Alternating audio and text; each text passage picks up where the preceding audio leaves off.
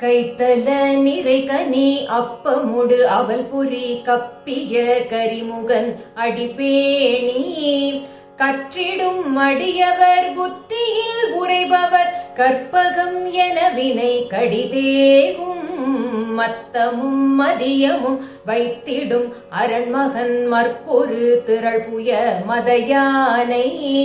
மத்தள வயிரனை உத்தமி புதல்வனை மட்டவிழ் மலர் கொடு பணிவேனே முத்தமிழ் அடைவினை முற்படு கிரிதனில் முற்பட எழுதிய முதல்வோனே